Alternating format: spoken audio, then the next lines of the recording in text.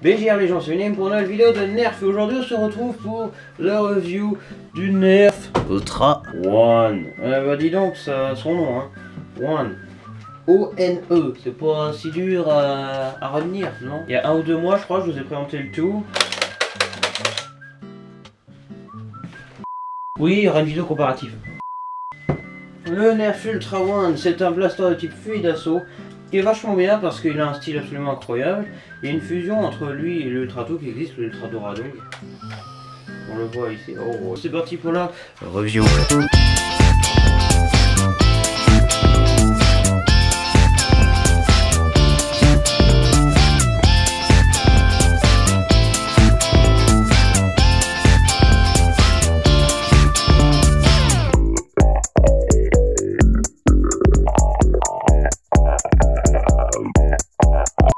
Ah, j'ai oublié un truc.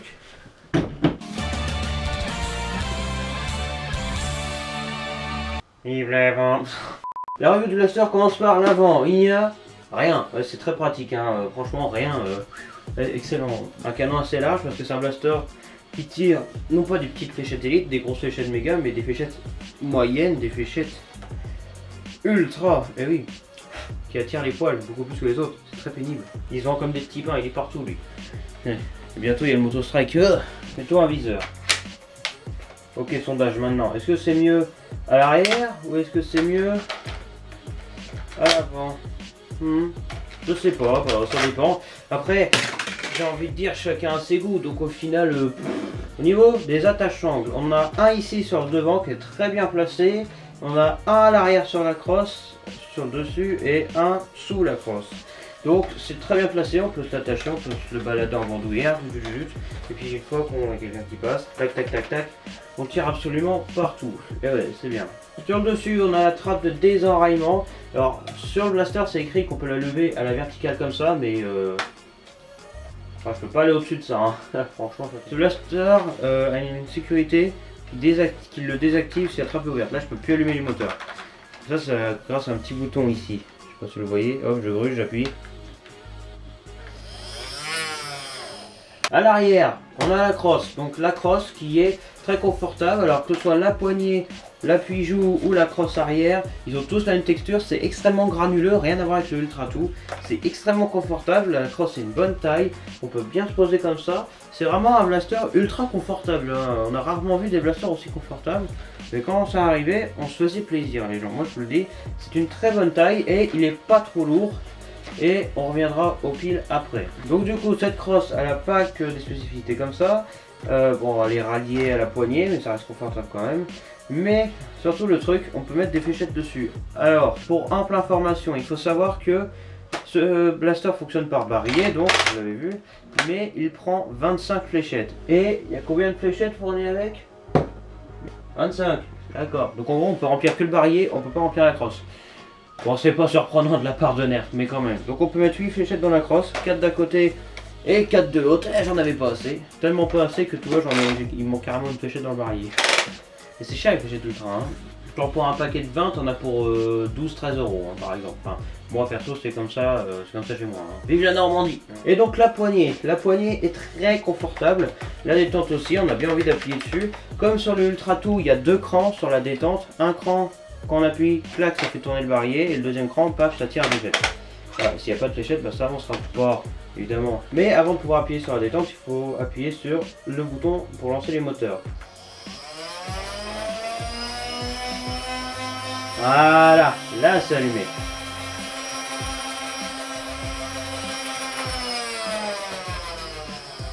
Alors c'est des moteurs assez lents, mais je peux vous dire qu'ils sont très efficaces. Le Nerf Ultra One, comme c'est le tout premier blaster de la gamme Ultra, il est moins performant que les autres. Mais vous allez voir que niveau précision, il est beaucoup plus précis que beaucoup d'autres, comme l'Ultra 2 par exemple. Le Ultra 2, si vous vous souvenez de ma vidéo, hop ici, je sais pas si je mettrai l'extrait où je tire, mais ce qui est sûr c'est que l'Ultra 2, même s'il était un peu plus puissant que l'Ultra One, je déconne, beaucoup plus puissant, l'Ultra One reste quand même extrêmement puissant, mais surtout le Ultra 2 il était pas vraiment précis, hein, il tirait un peu n'importe où, alors que le Ultra One il est très précis, il tire vraiment au milieu, vous verrez ça au test de tir après.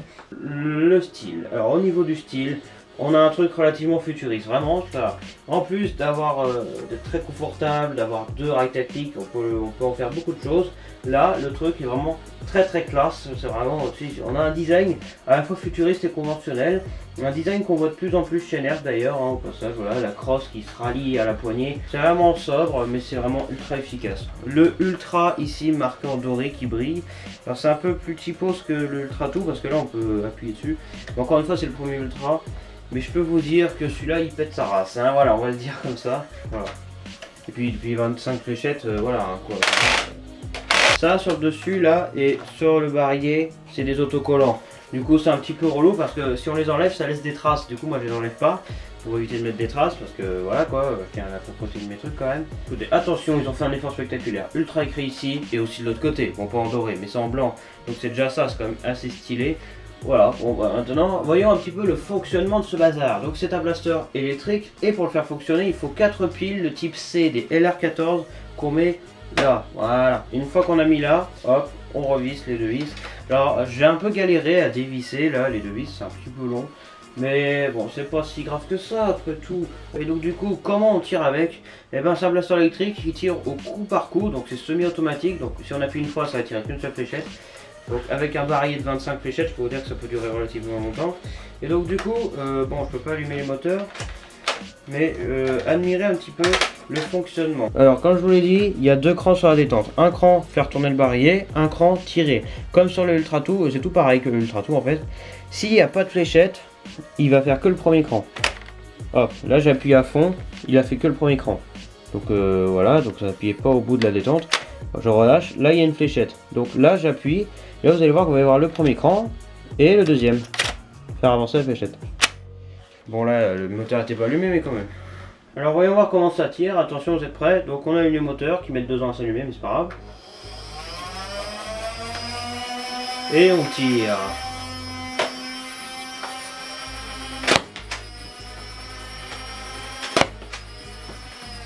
Alors encore une fois, il y a deux crans, donc les premiers ultra, que ce soit celui-là ou le tout, il faut appuyer fort si on veut tirer vite, mais si on appuie doucement, bon, faut pas hésiter à appuyer le plus fort possible, surtout les deux crans. Un, deux, ouais, deux crans, bon.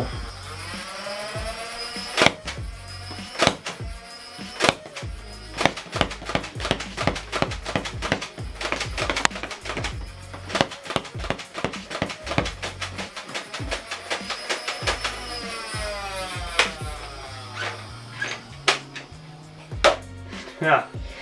Voilà, ça donne ça. Et je peux vous dire que c'est de la balle. Clairement, ça tire fort, ça tire loin et surtout c'est précis.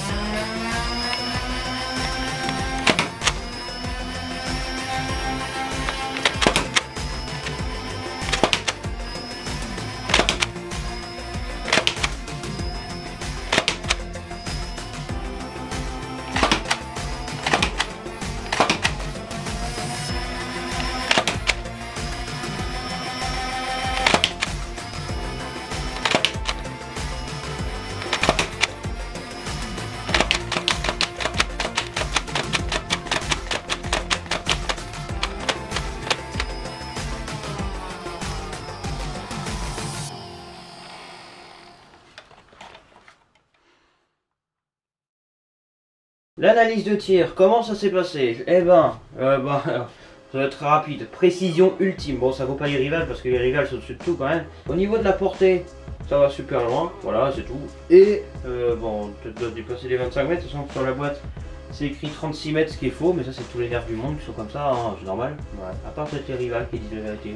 Et donc maintenant, le chronographe en FPS, feet per second. Donc c'est le chronomètre de puissance.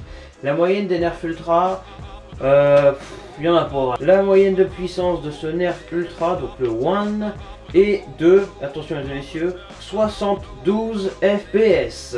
Et bah c'est plus faible que tous les autres nerfs ultra qu'on a eu. Mais encore une fois, le chronographe ne dit pas la puissance. Enfin si, il dit la puissance, mais il dit pas l'efficacité. C'est pas parce que le truc est pas puissant qu'il va pas aller loin. Ça dépend de la fléchette, de la munition. Et surtout du vent dans le dos. Voilà, c'est ça, c'est important aussi. Le gars qui essaye d'inventer des trucs. Ah ouais, bon bah voilà, j'ai tenté de faire un truc, hein. Bon, vous allez dire, voilà, vous en pensez quoi? C'est nul, hein, évidemment que c'est nul. Ah mais n'empêche, on peut viser à travers, hein.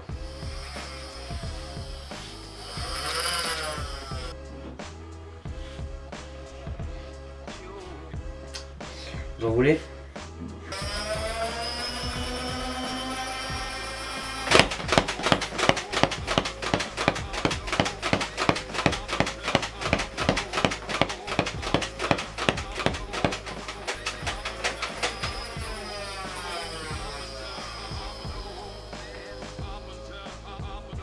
Wow, voilà le nerf ultra one qui est vachement bien. Conclusion, qu'est-ce qu'on peut conclure là-dessus? Bah moi je dirais quand même que c'est, malgré ce que les gens disent, finalement il est pas si mal que ça ce blaster, parce que le degré de puissance clairement on s'en fout.